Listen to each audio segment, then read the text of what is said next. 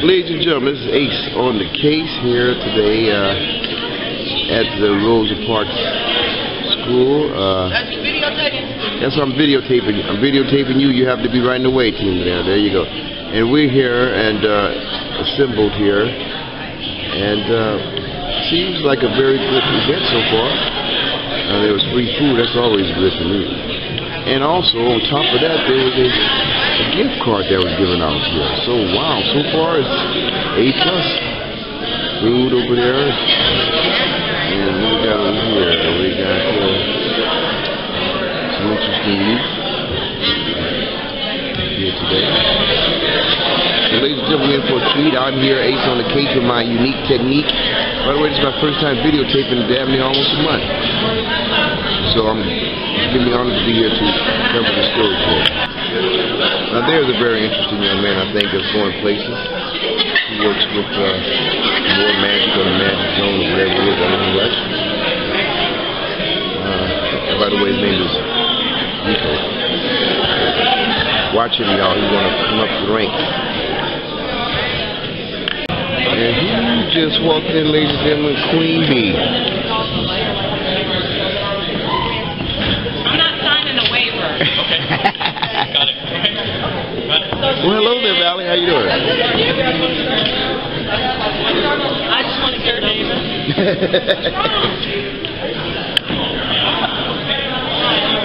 Ladies and gentlemen, this thing on the case. More Queen Bee. I'm here, ladies and gentlemen, to give you the lowdown. What's going down tonight? Well, Mr. London Breed, I'm in your face. Would you like to say something to our audience here? What's going on here? This is the first time I got a chance since you've been in. Only if I'm gonna get paid for it. No, but hey, we appreciate what you do. Only if I'm good.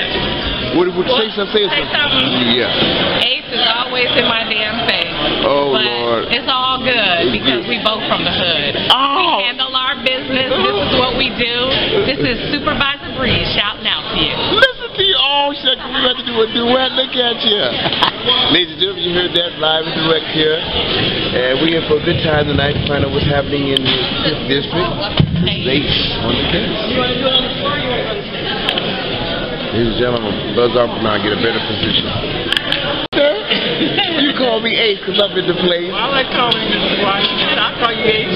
Yes, how you doing, sir? Would you like to introduce yourself? I'm David Taylor. That's right. Thank you. All right. All right. Good to see you, man. Hi, everybody.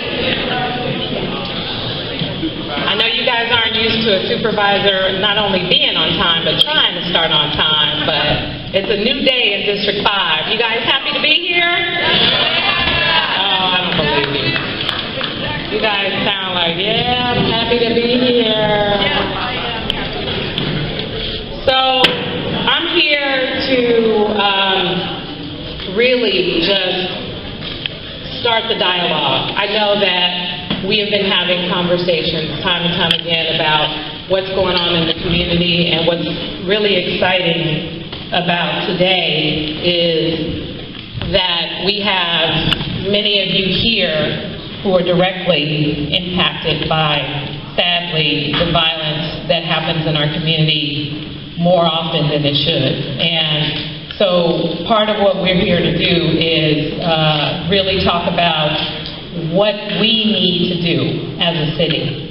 Time and time again, we have had people come into our community and tell us what they're going to do in our community to help deal with our issues.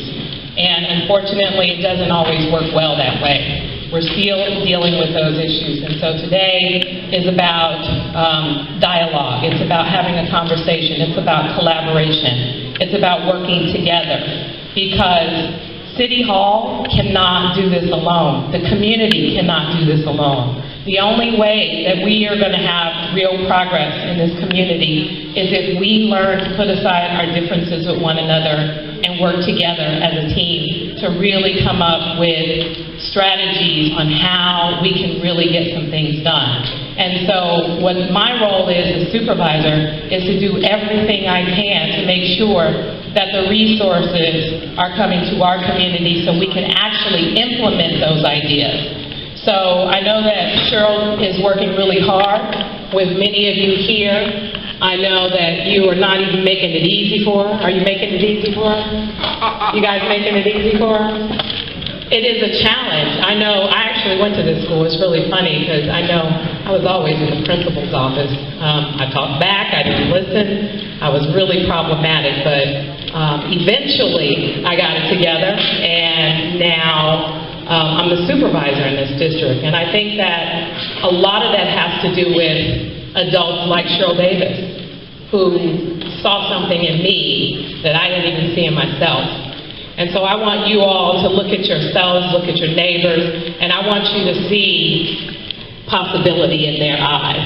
See the fact that we are going to be able to come together in this community and really change some lives.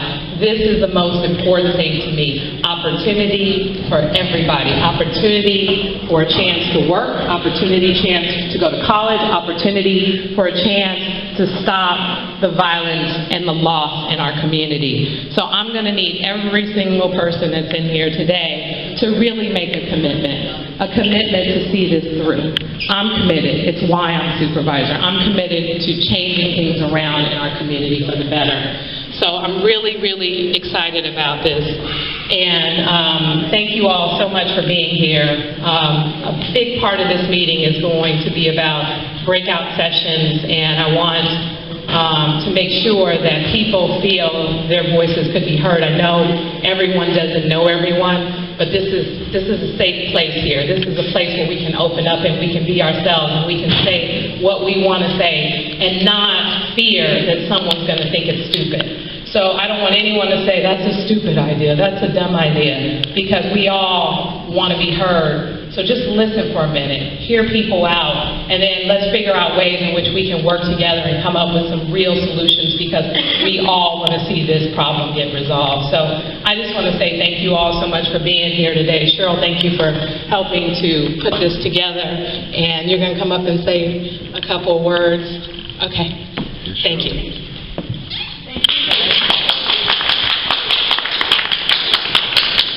Good evening, everybody. My name is Diana Oliva Roche. First off, I just really want to thank Cheryl Davis, the supervisor at London Breed's office, for allowing us to be able to come as the mayor's office to this community and be able to facilitate another community forum. I also would just welcome you all here tonight and really express my gratitude. I really want to express my gratitude in taking time out of your busy schedules to be here to be able to give us input in our city's violence prevention plan. Really what we envision here today through the mayor's office is that we as the mayor's office would be listening to all of you in terms of what you feel that is best to move forward when it comes to preventing violence. Many of us in the city and county of San Francisco strategize every day. I see here adult probation, DCYF, public housing, Department of Public Health here present, if you don't mind raising your hands. These are the individuals that oftentimes we sit down and we talk very intimately, including the San Francisco Police Department. We talk on an ongoing basis around what needs to get done for the city and county of San Francisco. And really, you have the answers to let us know how we should move forward. Recently, the mayor in July 2012 ended up facilitating in a violence prevention initiative called the IPO, Interrupt, Predict, and Organize. The tagline is Interrupt, Predict, and Organize for a Safer San Francisco. Many people, and the mayor says this openly, many individuals felt that he had rushed the process to move forward a violence prevention initiative that basically impacted the whole city and county of San Francisco. He felt the need to do that because we were dealing with violence in certain areas, including here in the Western Addition, and there was a need to quell some of that violence. And shortly after, once certain areas were targeted and certain strategies, including with the health and San Francisco Police Department, were moving forward, he said, pause. We need to actually look to our city departments, and now we need to begin a community input process, because he realized that we can't solve this just as a city, that obviously the community residents need to be able to put input, and community-based agencies that have been here historically through many mayoral terms we need to hear what needs to get done moving forward in terms of whether it's interrupting, predicting, or organizing social services in general for any community.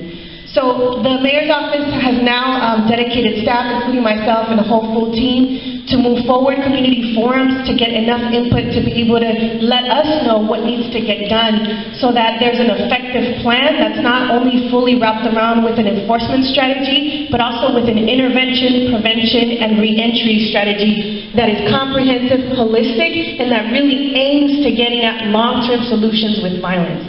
We're all tired of it. I myself am a San Francisco resident, born and raised in the Mission Excelsior districts, and I am too tired of violence here in the city and county. And like many of you, I share the same thought and drive with passion to be able to soon come up with solutions, but we know that one person can never do it alone. And so we need the help of everyone here at the table. I see the Community Response Network. I see many of the CBO partners here. We hope that you can definitely say as much as you can, and including the residents, all the young people here, we encourage you to please share as much insight as possible on how we can quell the violence so that we stop burying these young people that are 18 to 25-year-olds most often, that we stop actually looking at all the mothers that tear because they lost a life.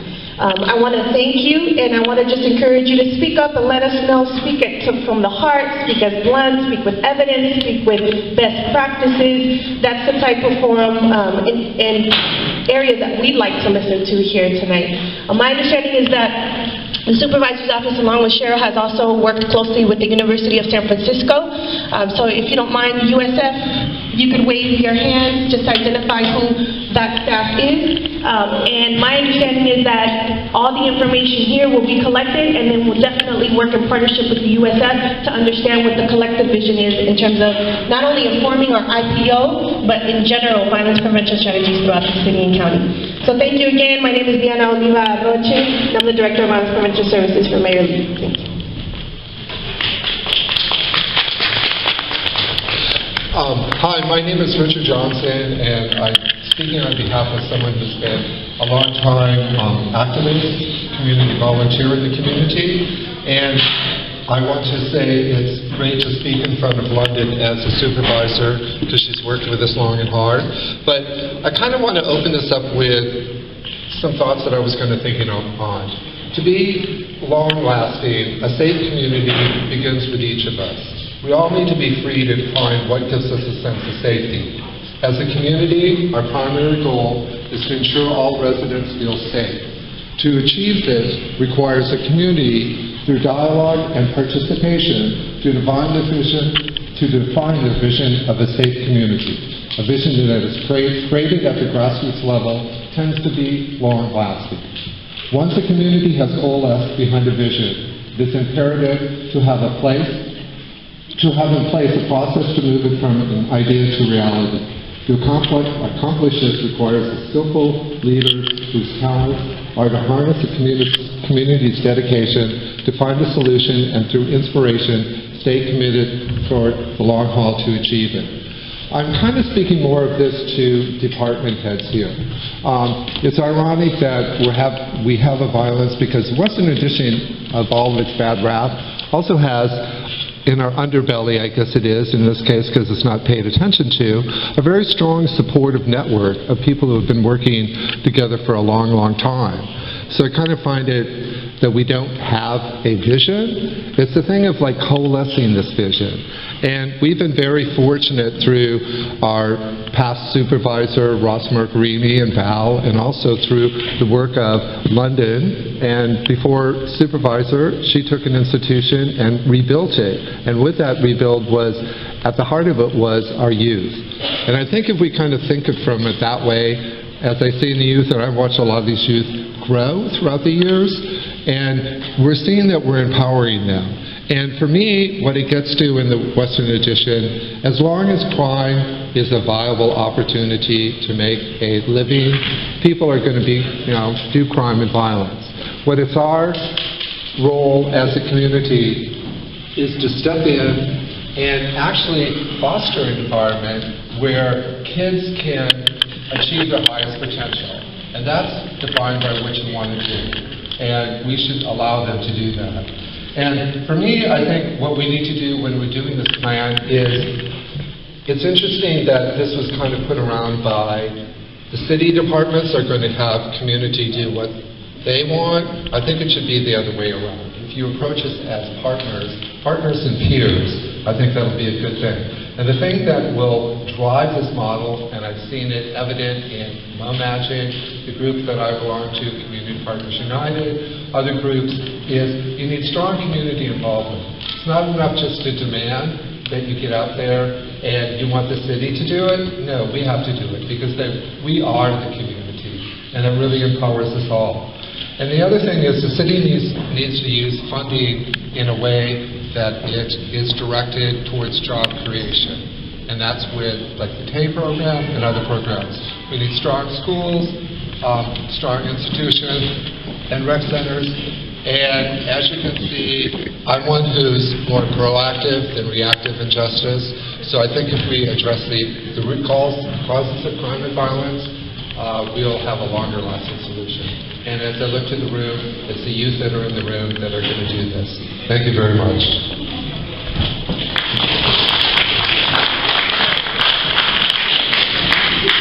Hello everyone, I'm Rico. I work with how you doing? I work with the Transitional Age Youth at MoMagic with the Magic Zone, and also work with the teams. And I want to introduce one of my teams who wanted to speak. He has a very inspirational story. He inspired me every single day with him doing right, him staying focused on school. I know what I wanted to say was I really don't feel safe in my neighborhood. I think that's not really a good thing because I work at Ellie Hill, and that's down by the MAC, or what we call the MAC on McAllister, and I live in Eddy and Laguna, like right down the street from here, and I have to walk up the mall, and like I have to look behind my back every time I walk up the mall. Like I lost way too many family members just because what block they live on or what color they wear. But I'm just really kind of tired of all the gang shootings just because of the color or the set you rep. And the thing about it is like they don't even own the neighborhood. The neighborhood is run by like the city or the government and stuff, and it's like it's pretty, how you say, stupid. Yeah. But that's all I wanted to say. Thank you. Thank you.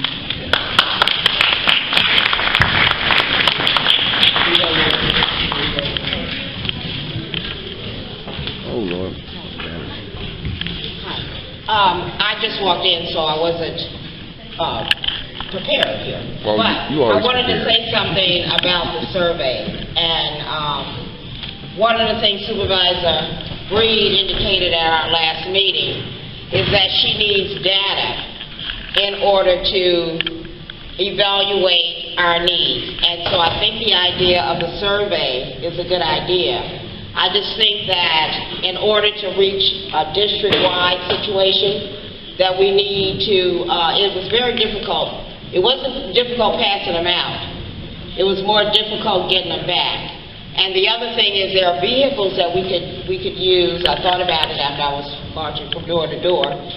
There are vehicles that we can use to get this data, and that we could, I don't know if we could, but reasonably we could send it through the school system and some of the, like the Fillmore Center. I thought about that. 1,100 people in the Fillmore Center. So if we can figure out a way where we can reach the masses of the people where it's representative of the entire district, I think that we can pull this useful information in and get the data that we needed to get. So I just wanted to give some feedback on just trying to get the data and the surveys filled. So I have extra surveys, if it's not too late, for people to take the surveys. But Kyle, is there any way we can run some of these surveys through the housing authority system and then through the school system, and then that way we get a broader population, we get a more representative population, and then that way we can evaluate because we'll have more information. That's all I wanted to say. Okay. Hi, my name is Tina, and I'm here speaking as a parent and a person that did a lot of work in the community, and I just believe that the Western Addition is kind of split in half.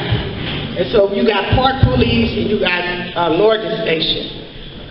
Almost a year ago, me and my daughter got into it. and they came to my house and I was arrested.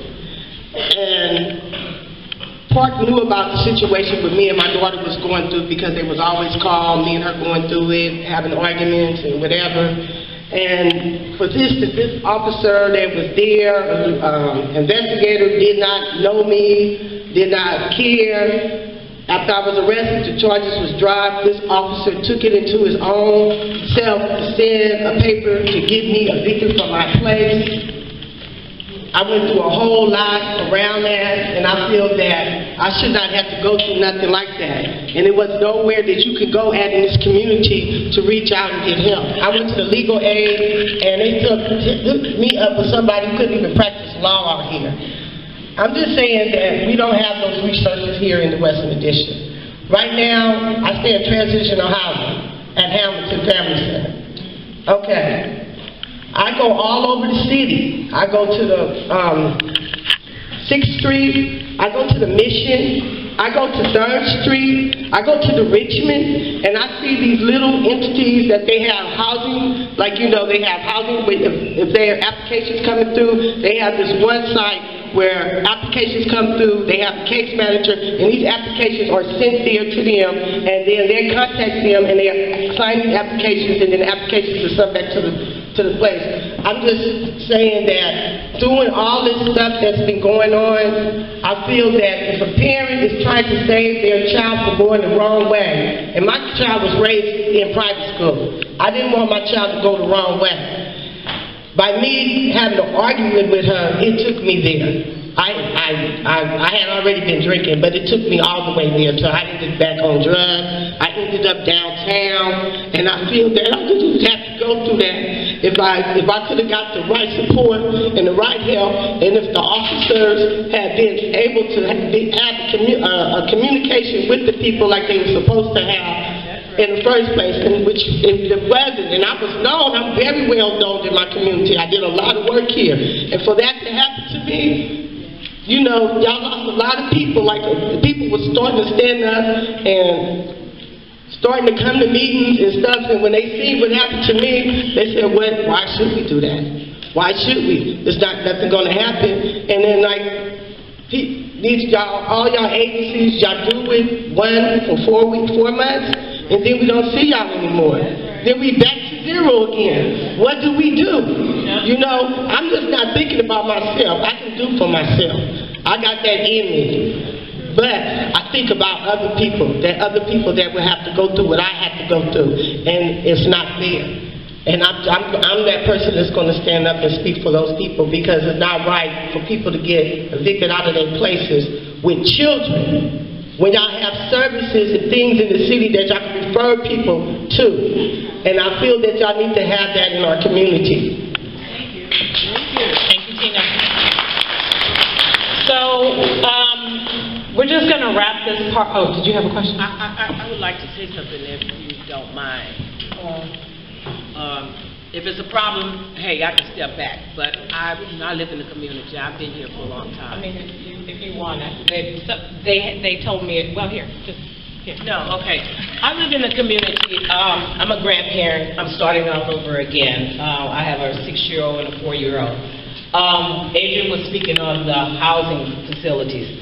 I would like for you all to come into the housing projects and talk to management. I would be the sports person for Banneker Homes. I would get everybody to fill one of these out, because I feel like that you know, we should do something. I've been here since '89, and ever since I've been here, I've seen kids killed all my 20 years. This is not how I want to continue to live in the Western Addition area. A young man asked me about 6 years ago, what set was my son from? And I said, sweetheart, let me tell you something. My son is from the 9-month set. And that is the 9 months that I carried him, and the 24 years it took me to get him to be a man. Thank you. So, the reason why we're here is because, sadly, we all know what the problems are. I experienced the problems. I grew up in the problems, and I'm tired of lip service being paid to this community and no actual results. I know I'm not the only one tired. Are you guys tired? I mean, when I was growing up here, we lost a lot of people, but not like we're losing them today. And we, as a city, have got to do better, but we know, like I said, that we can't do it alone. So part of what I'm going to be looking to are the folks who live here, to not just point the finger, but to be a part of the solution. If your children or your friends are doing the wrong thing, those are not the kind of people that you need to be around, and especially if they're committing violent crimes, you have an obligation to make sure that they get dealt with. Because I am sick and tired of people running vigilante in our community and killing people, and then everyone stepping back and saying, well, you know, and no one has anything to say until it happens to them. It's happened to pretty much everybody in this room, and I'm the one sick and tired of it. My priority as supervisor is to do everything I can to change lives, specifically in public housing. My priority as supervisor is to make sure that the Western Addition is not forgotten. There has been a lot of money poured into this community, and unfortunately, the outcome, the numbers, don't match up with the money that's been poured into this community. So, enough of pointing the fingers.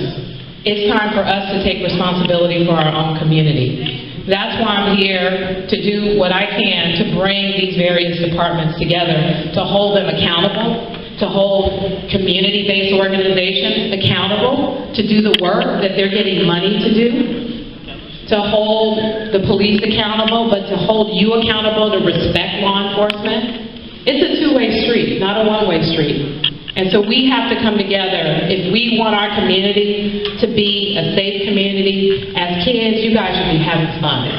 You should be hanging out with each other. You should be riding the bus, going downtown, saying hi to your friends, but not friends who are down there committing crimes. So I want to see things change in your lives. I want to see you have real opportunities for success. And a big part of what we need to do is to make sure you feel safe in your community. To make sure you're not walking down the street and every time you look at and you see somebody, you're not sure if he's coming after you or not. That is not normal behavior. But sadly, it's normal for how our kids are living. And this is what they're going through every single day, and I understand that. So I'm here to change that, but I need help. I can't do it by myself. We are going to have a productive meeting. Not a B session, I won't curse, but not that kind of session. This is meant to really dig deep into the things that you want to see, and then we're fortunate to have a partner in my, I guess, alma mater now, that I graduated from USF. They're here to put together the things that you talk about, and we're going to prepare a report, and we are going to do what we can as a city to try and implement your recommendations. So I don't care if it's, everybody should have to wear purple shoes while they walk down the street. Whatever the recommendation is, I want you to feel free to say whatever it is that you want to say, so that we can really look at that to decide how we are going to make this happen for this community. Is that all right? Is it? I heard one all right. Is that all right? Yeah. Okay. So we got our team leaders here. Come and introduce yourself. My name is Jackie. I'm Vermont. I'm Lynette. What are your groups doing? My group is the police department, and I guess we're going to be talking about the police over here, right here, and this is my station. My group is housing in somewhere over there. My group is youth, and I think over there. So just to give context, everybody's been talking about the surveys which were developed in a community planning process. And the surveys were used to identify breakout areas. And the request is that when you go into your breakout areas, your breakout groups, that you work together to identify either 3 priorities or 3 strategies that you would like to recommend or refer to the city in terms of this report, in terms of implementation, in terms of what you think it takes within those areas that were identified through the surveys. So workforce is right here. That has come up a lot in terms of public safety, violence prevention. It's really key to get people jobs, but there's more to it than just saying, here's a job. What's that one say back there? Mental health has come up quite a bit, so that's the mental health breakout group back there. That one in the far left corner is youth. Public housing has come up, and then SFPD. People are really, this was mentioned a couple of times about how do we develop stronger relationships and partnerships with the police department so that we can work together to address the issues of violence or public safety. So we're keep the section for folks to talk about whether they're familiar with that program, whether they think that the program is beneficial, or to give feedback, because that was one of the things that people wanted to start this process around. What is it that the city is funding, and whether that program that's being funded is actually beneficial to the community needs. So I'll give it back to that, and then we can break out. And you can take your chairs with you and go into the groups. We have some facilitators and some youth who will help with that, but the idea is to, at the end of this, have 3 recommendations, 3 strategies, 3 priorities to bring back. Thank you. I'll just say lastly, I want to thank Northern Station for being here. I want to thank the CRN for being here. I know DCYF and other city departments are here, Rec and Park, and so there's a lot of support in this room, and I want us to take full advantage of it, especially because we fed you, so you at least owe us an hour of your time to give us your input, your feedback. So make new friends and don't just hang around with the old ones, okay? All right. Don't even try it. Thank you.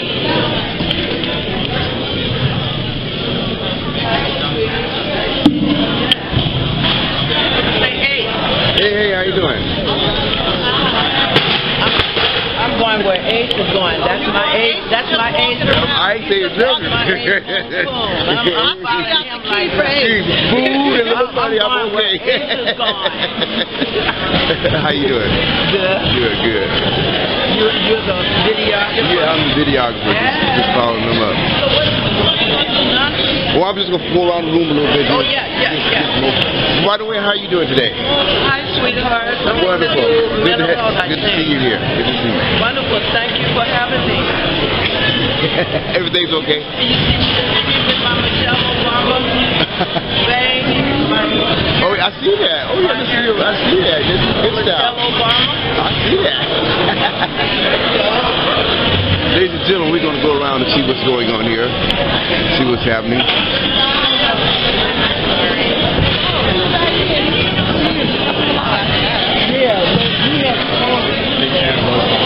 Thank you so much. I told you, it's Sporty Wody, and the waves getting bigger, people going to get seasick. I'm all right, hanging in there.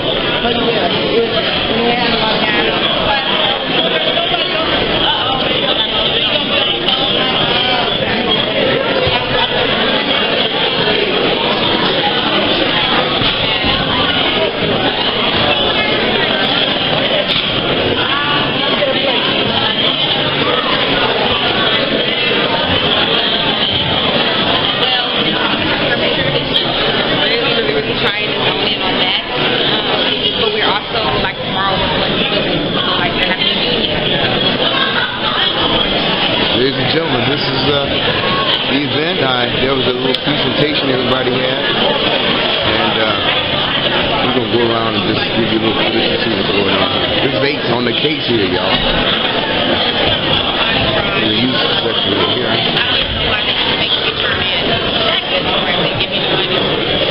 Hey, how you doing? Yeah, I know. So it relates. That's what I'm saying. Oh, hey, how you doing?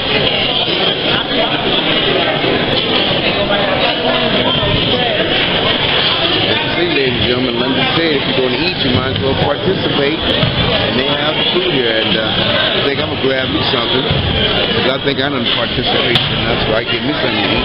Ain't that right, Solo? How's it going? It's good. Good seeing you. Very nice to be here. Good, wonderful. I think this is a fresh start, don't you think? It's a very nice event, very good start. And in some ways, it's not just a start, it's a progression. Yeah. Because people have been working to hard. try to promote peace in the community. But this gives it a different arm or a different leg to help hopefully pull the whole thing together. Well, thank you very much. What do you think? I think it's a wonderful beginning. You see, I'm trying to work together. That's a good question. What does age say? Turn the camera around. Oh, Lord. That's right. You a cameraman. Which one is it? Well, it's already running now. Okay. Zoom is, oh, it's right. Well, I didn't expect this, ladies and gentlemen. I think this is a wonderful beginning or continuing. It's a wonderful beginning of our new supervisor, London Breed. I call her Queen Bee. I think this is a wonderful start that she's doing, and they're starting with the younger generation, which is important, and they're dealing with the department heads that these people are going to be affected by. So overall, it has my stamp of approval. Now, in terms of some people who may not agree with everything that's going on in the community, what does doing something like this do for someone who might feel like an outsider with the idea of trying to bring them in to the process? Well, I think this is, like I said, a new era. This is something that has not been done on this magnitude. What I mean from City Hall directing the department heads that are going to be affecting our community. Now, we have been having meetings after meetings, but there have always been meetings where no one has been able to answer the questions. But we have assembled here tonight department heads that affect us directly. So what's your greatest wish for tonight? My greatest wish that this will continue on. It will not be something that's here tonight and gone tomorrow. Okay. Now tell me one thing you're going to do to help make that happen. Well, I'm going to take this tape home, analyze it, and bring it back so we can show it. I really think that social media, which you're involved right now, is the key that we need to work with our youth, because that is the thing that everybody's involved with. So if we can get this type of thing online, Facebook, and all of that, and let them see for the ones that are not here, that we're trying to curb the violence, and we are aware of it, and we're just sick and tired of saying enough, enough. And anything else you'd like to say? Well, you know, time is limited, and by the way, I like to get back to work because I'm not supposed to be talking, I'm supposed to be working. But thank you anyway, because no one has interviewed me like this for a while. All right, thank you. Hey, you haven't seen work yet. This man know how to work the camera. Okay. All righty. So, ladies and gentlemen, let's go around here. Let's go over here, housing. That's my good friend, Kyle. Mr. Washington. How you doing, sir? Good to see you, man. Good to see you, too. Well, I'm sure not when we get to see you, we get to see you, but others will get to see you. Right. Good. It becomes a tool that people can use to be like, this is what the community can use. Now, more than ever. Okay, all right, that's why I went by. I was going to... It's $1,000 a month. That brings up to 7, and if I get anything like that or more from Laura, then we're in. Okay, and then what she'll do with this... What shoes you got at the shoe care? But this wow, she busted me. Talk to your group and get a group and give your opinion. I mean, well, I'm unopinionated today. Mine is to gather information and evaluate things. What? Don't ever tell me you don't have an opinion. I'll be lying. You're very lying. Your nose will go, Pinocchio. You need to go and get in a group and give your opinion and priorities. Okay. Because you give that to us, but if the group, if it doesn't come forward in the group, then what are we supposed to do? All right. Okay, that makes sense. You gotta do it. Okay. Yeah. I will. You gotta have your opinion. Okay, I'll find out which one I want. I'm starting from over here, the police department. That's the police. So go over there. Yeah, see what... Yeah, I'm going over there too.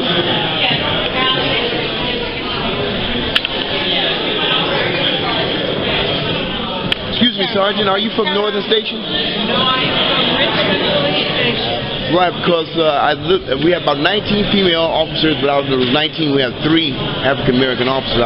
So I thought maybe you were one of them, because I never... That's 5. I wanted to figure out a way... 5 black female. Okay, well, we're going to have to talk about that a little later. Thanks a lot. We can talk more about... okay, right now, in my opinion, as with everything, you only hear, like, if you do 100 things a day, What's going on?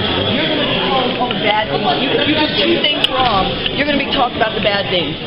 Consistently, we hear about all the things that go wrong throughout law enforcement, but nobody knows about the programs that SFPD has that are absolutely right. I raised 3 black sons in this community, and SFPD bent over backwards 37 times to make sure that not one of those boys went to jail. They had programs, they did whatever. They reached in the bottom of the barrel to make sure that these boys, and I'm not proud to say, but they're all from different fathers, so they didn't know that it was the same family. But it was the same, you know, one of my sons, after his father died, he just lost his mom. And he was trying to die. And then I can share with you. I have somebody who's putting all this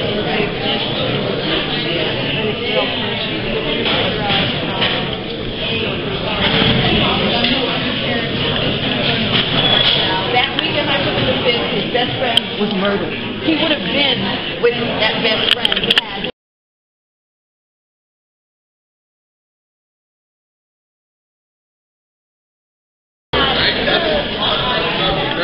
How you doing tonight, my brother? Okay. What you looking at? Right. I just say I just love it. See me over there. That wasn't good. So, you know, thanks.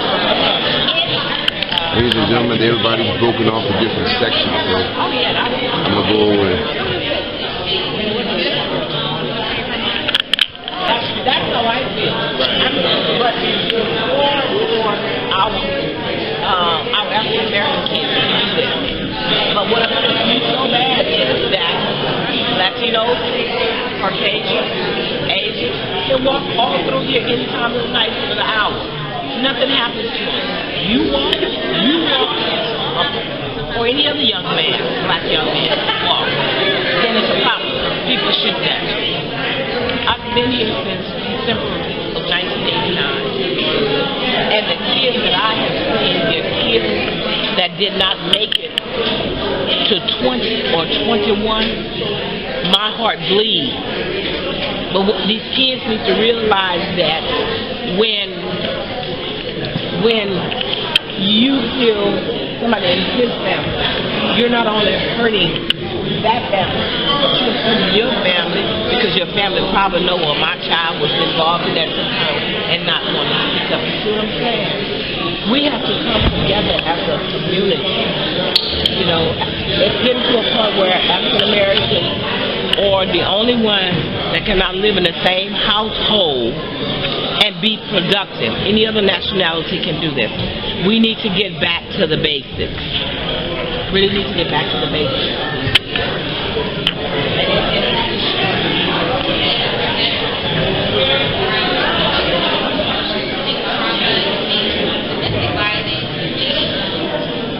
Anything that can impact your mind, your thoughts, anything like that. So a lot around, you know, when you think of the Western addiction, you think of, first thing you think of is violence. You think of, you know, poverty-stricken spurts of communities where, you know, because the Western addiction has some really nice expensive areas, but then you have like these spurts of, you know, housing projects that are poverty-stricken, so you think of all these things.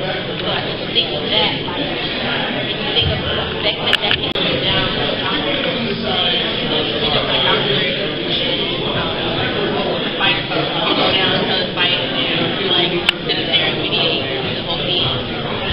I guess we can turn over. I guess like we can have hours. So you feel safe doing it? Unfortunately, not everyone's going to have that. Yeah, that's what I'm saying. Like everyone's different. But I mean, I try to say something.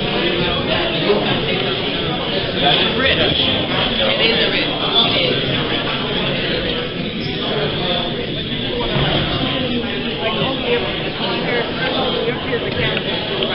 Yeah, it looks probably the wild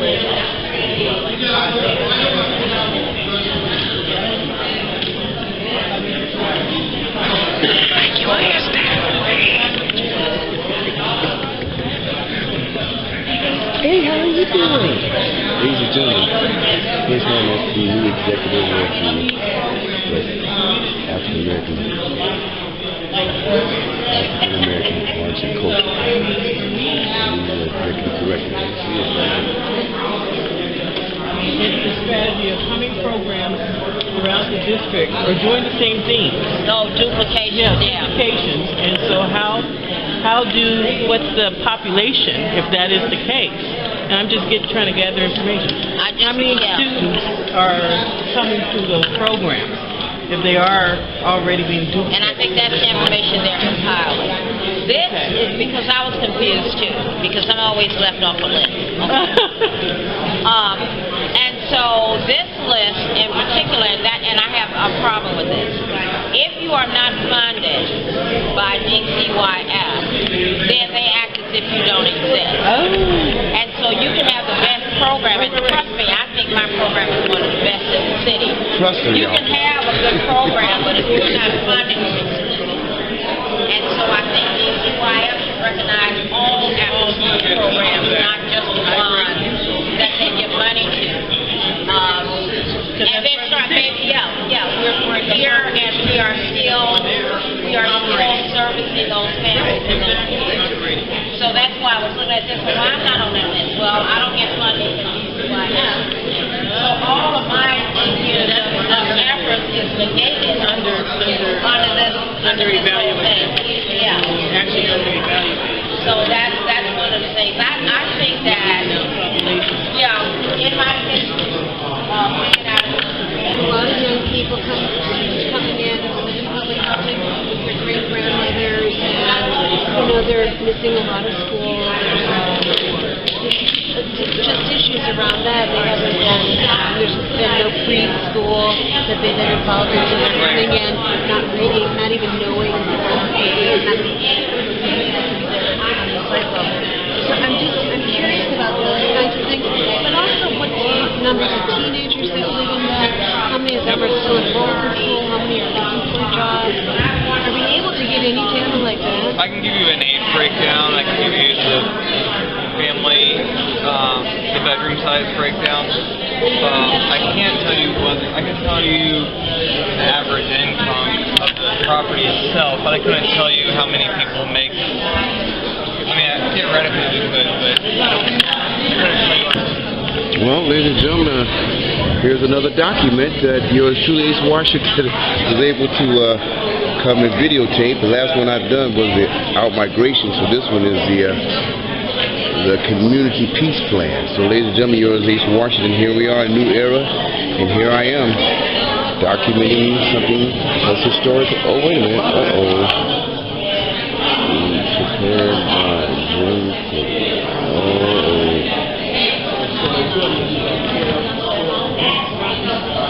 Oh, Lord. Here we go.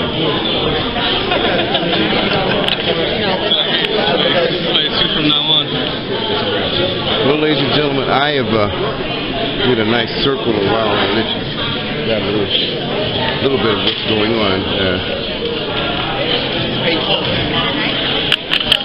After school work, and really want to push that. I think that's a strong argument.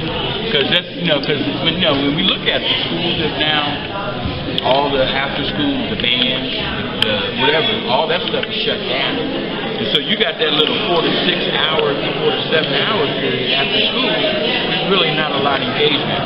Employment would be huge. It would be great because you got to look at it this way. You got a lot of grandparents and great-grandparents that are raising kids now. I'm a grandmother. My son is 24 years old. My daughter is 26. And I have my 2 oldest grandsons. I know of another great-grandparent. She has 2 of her great-grandkids. I do everything that I can. I'm a chairperson for the School Council of John. I do everything that I can. If I feel that a kid needs to ride home or a kid needs to ride to school, I'm going to do it. I learned a lot of that. Ladies and gentlemen, based on the case, and right here is the entity that's going to be doing their report in the studies, and I'm looking forward to working with her. You're going to get it all together and put it so we can see it on paper, huh? Typing it up. All righty. Type it up. Thank you. Ladies and gentlemen, this is Ace on the Case.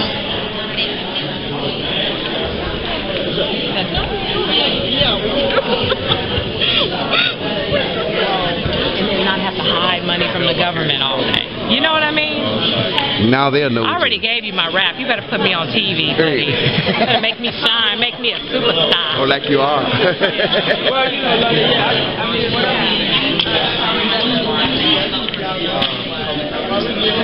make my job easy.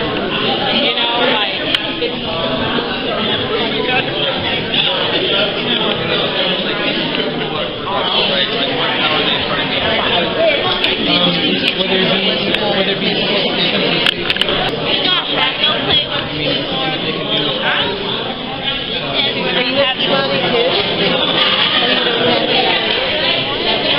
Ladies and gentlemen, everybody's in their sections and going over something, and this is the food here. I'm full, so I'm not going to get any more. I'm through with that.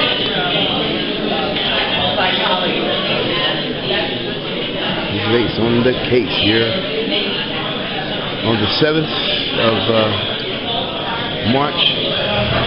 Time is approximately, I'm not sure, about 7 o'clock. And I'm going to cut it off for a minute to try to identify of the community or of different areas of the Western Addition where when people do have issues or young people are having those type of challenges, they have someone, an OG, someone that they can vet that with, who have enough power and influence on the street to be able to go to the cats on the next block and say, look, you're not having these type of problems. Let's squash it. It wasn't like that. You misunderstood. You know what I mean? And just because the youngsters listen to the OGs, if we can get the OGs involved more, right, than what they are already, and help and see if they can start building more of that bridge with those young people, maybe we can start having a little more impact. When I was talking to them today, you know, no one said they wanted to die before they were 25. All right. All of them said they wanted to graduate from high school. So, I mean, the fact that they showed up lets me know that they want to live. Right. So, you know, so that's just my one little comment. Maybe it could be something like that that can be developed. And there are people, there are elderly people. Ladies and gentlemen, you hear some ins and outs of what people are saying. I can't get what everybody's saying, so I'm just giving you little nitbits of it. We are in a very difficult situation because we are obligated to follow the measurements that HUD determines for us, and we have to follow those. That being said, the need for the case management is still there. And in terms of what the residents can do in terms of empowering themselves and improving their community is really working as those case managers, or at least those conduits to the case managers in the neighborhood. No one can outreach better to public housing residents than public housing residents themselves. And so having Ella Hill, having the cultural complex, having whomever that is providing that case management service, partnering with residents and maybe providing residents with stipends to do some of that outreach so that they feel more connected with that service provider. That's how I think residents can really improve their that requires the interest among the CEO or the provider to be able to partner on something like that. But the residents definitely have, obviously, an invested interest in their community. They lack that. They oftentimes lack the connection to the providers in the neighborhood. And I think if we could bridge that divide, our communities would be better served. Well put there. I'm glad I got that. Thanks, Mr. Washington. What's going on with you, baby? Oh, I was thinking that. Take care. I want to win something. I want to raffle. I want a raffle thingy. Supervisor, can I take a picture with the current and a pass? Can I get a picture of y'all two together, please? This will be such a photo op. I got a chance to run in her. I'll talk about it. This is so cute. Look at this. Oh, okay, hold on. Take it off video. So once I get the job, I can now move to the Western Addition. I can put that on my application that I live in 94115 or 94112. So it's Hey, how are you doing? What's up? I'm here. That's right. Create client that's specific for each district or each community. Say, you know what? We have a Western Addition compliance officer who go to all these sites who have the contracts and have it in writing, and that you have to be in compliance with what you're saying. Because the wording is always manipulated, so it gets tricky.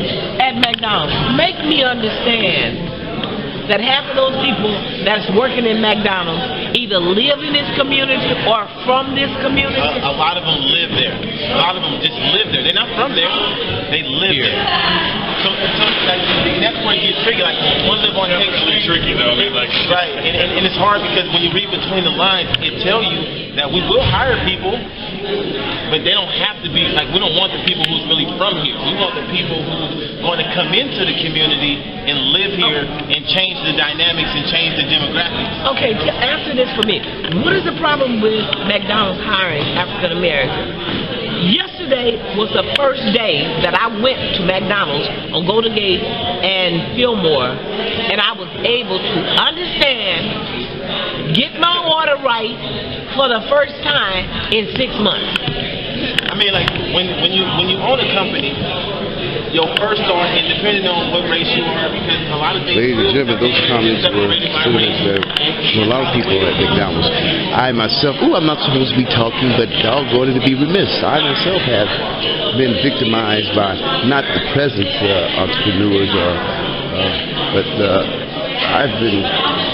Say if it's in the middle of the night or something is going on, they don't have access to case management support sometimes, and it's just like right then and there they can't get the services almost immediately, and sadly sometimes even the next day it's challenging to get the service providers to be a part of helping this family to deal with the situation. So it's really making sure that the capacity exists, that the connection is made in order to really beef up that particular component of services so that we're delivering it well to the people that we're here to serve. So you need a 911 for mental health? Well, not necessarily, because there's somewhat of a 911 for mental health with regards to people who are homeless. So they have the ability to bring in support services, when people are living on the street. So we can call 311 almost for anything and get some support immediately. But we have a little bit of a disconnect with the violence prevention. We can't get on there because everybody outside of the neighborhood go over to Kimmel Park. And that's a neighborhood park, but we cannot get on that field. It's already rented out. And so,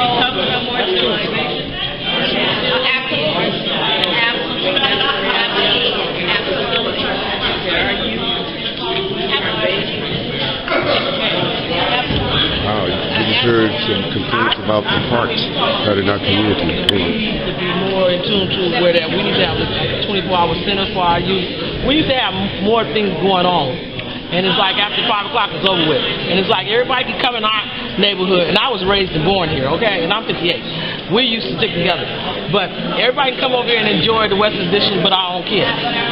So then they get, it's nothing for them to do. And then it seems like the CEOs are setting up all programs, a lot of them, but you're including our kids, but when at a certain time it's over with.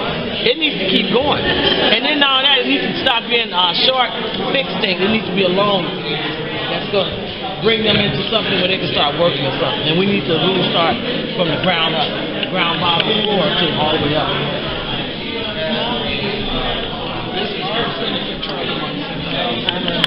Product of my mother, who actually got people into apprenticeship training and employment. Where is that? That's a Wow, a lot of things going on, ladies and gentlemen. I'm trying to get you to some of the things. Let me take some pictures. Hey, how y'all doing? We're good. Let's take a picture of you and your sister. Right? I knew I could go out and hang out at Hayward Playground. There weren't directly programs really, but you knew you can kind of go to those places and there'll be other young people and you can feel safe, right? Now we have a lot of programs that get a lot of funding to offer support, like at the African American Art and Culture Complex. I used to run that program. There's Project Level there if you want to get involved in music. There's various dance classes and other things, but there's no social service component because it's an art center. Whereas Ella Hill Hutch is more of that agency that helps the services, but they're actually above capacity of what they can really handle. And that's a little bit of the problem in that the good programs need more support, the bad programs need to go, period. And that's where I'm at as supervisor, which is why I'd like to get a handle on this sooner rather than later. And we know I've been in the trenches of dealing with the summer, of dealing with kids of mine getting shot, of dealing with the police and trying to balance those relationships. This is really, like I said earlier, this is one of the most important things to me, to make sure young people have options, to make sure that they're heard, and also to hold them accountable, to step up to the plate and also do their part. Lieutenant, you're acting as captain this week, right? Yes, I am acting captain. Well, I want you to act real good, and I will be there to talk to you. But no, did Officer Walker talk to you about? She's so wonderful. She's wonderful. I need to commend her. Yeah. But did you ever find out what about my equipment? I come and speak to the inspector. Which inspector? I don't know. Are you gonna be there tomorrow? I'll be there tomorrow. I gotta run up and figure out your case number and all that. Yeah, what time are you gonna be there tomorrow? I gotta get the kids up earlier than I want to be. I'll be there around 9. 9? For sure. Okay, I'll be by. Okay. You can direct me from there. Okay, thank you. So if you go to that gentleman over there,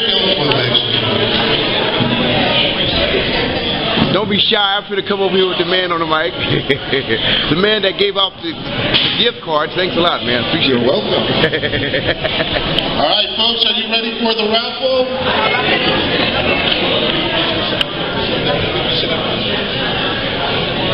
Supervisor, would you like to pick the tickets? Of course you would.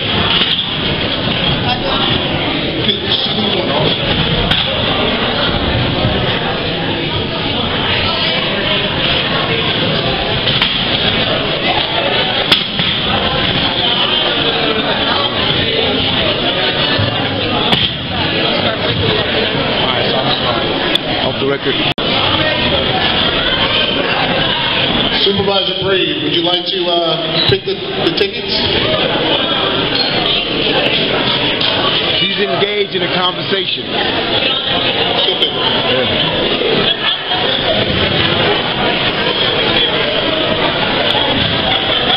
Okay, folks, we're wrapping it up. Please leave your notes. My assistants are here to help me pull. Joaquin and everybody, yeah. We got more. All right, if you do not have a raffle ticket, please.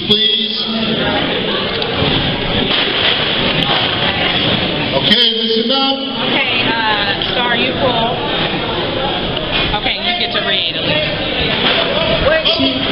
We only doing one gift? No, we got 4. Where's the sheet? Go ahead and pull. Oh, yeah. 298466.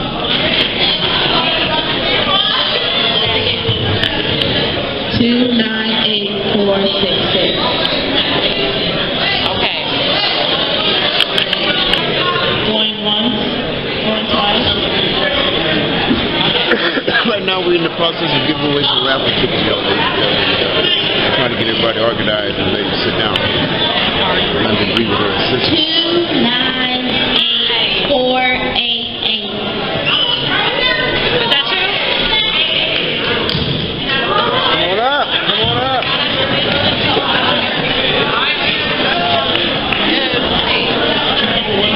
Let me see. Oh, we got a winner. Got a winner. They're not clapping. What did she win? A jump rope? What'd you say? She gonna get a gift card? So you get to choose from one of 4 of the gift cards. They're all all for $25. 2 are for Target and 2 are for Safeway. So pick the one that you want. Target, y'all give it up for her. Woo! Take a picture. Somebody swing it so you Say the number again. 298475.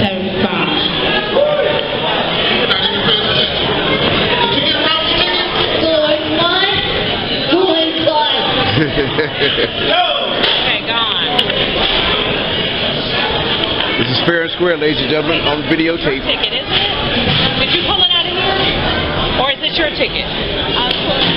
Okay. Roll the cameras back, please. No.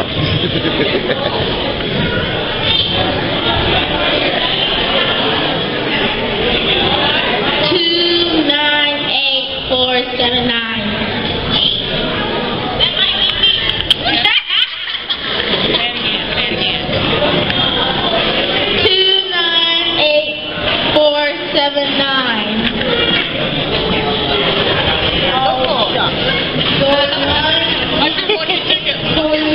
I don't even know where my ticket is. Neither do the people that's watching in your purse right now. Get out of my purse.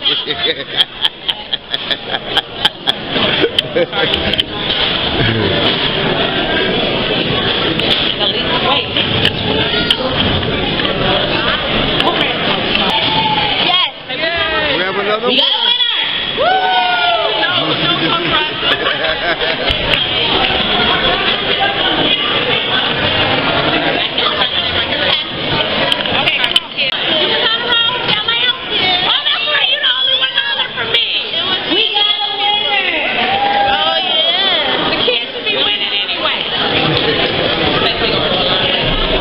That's a lucky roll over there. Everybody over there winning. We got one more left. Just one more.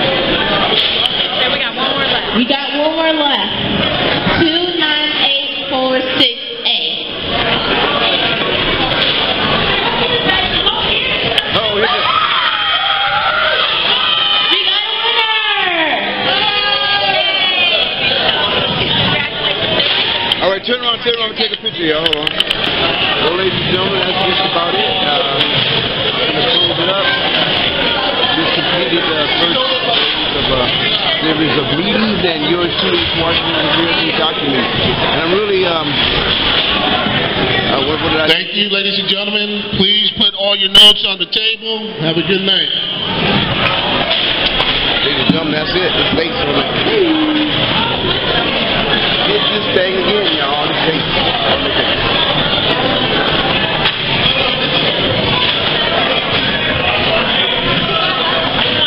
I just love your style.